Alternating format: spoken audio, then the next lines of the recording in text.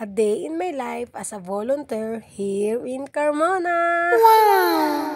At ayan pa nga, nagka-intro na nga.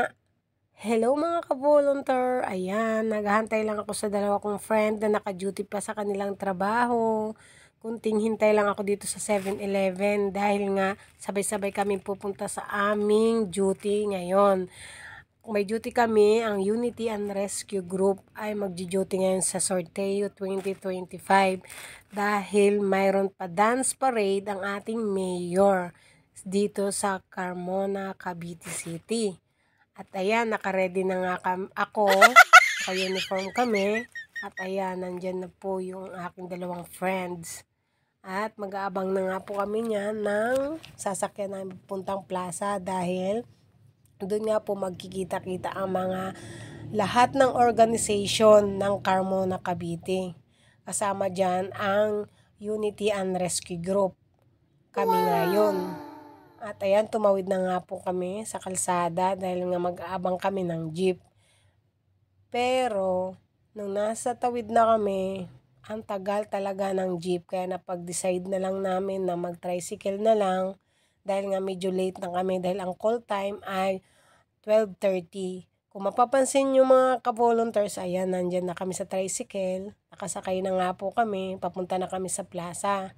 Dahil nandun na yung mga iba naming kamiyembro, ang Unity and Rescue Group. Ayan, bumaba na nga po kami.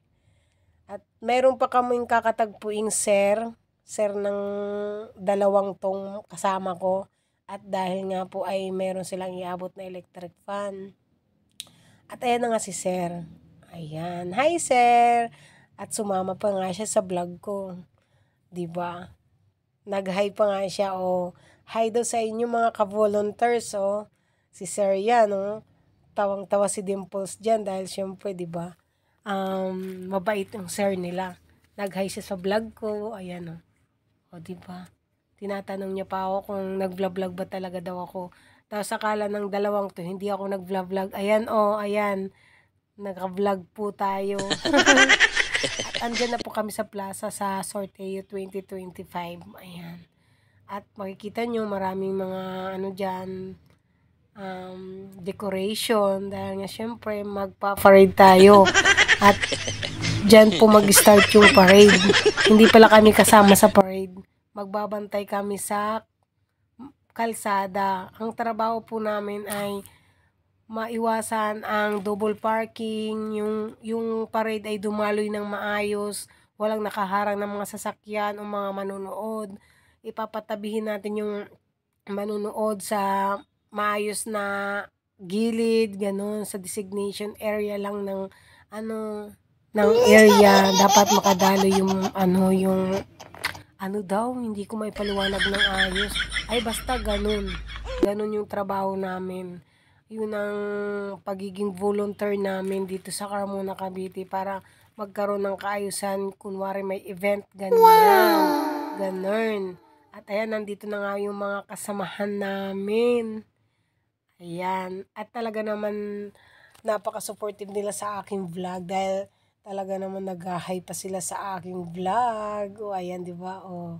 Nag-hi sila sa aking vlog dahil nga alam nilang wow! Above nyo. Ayan. At meron nga daw kaming kasama, sabi ni ma'am.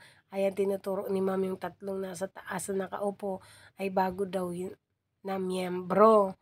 Ayan, syempre nagpakilala kami dahil nga isang unity lang kami, isang team lang kami, kaya kailangan kilala namin ang isa't isa. Wow! Diba?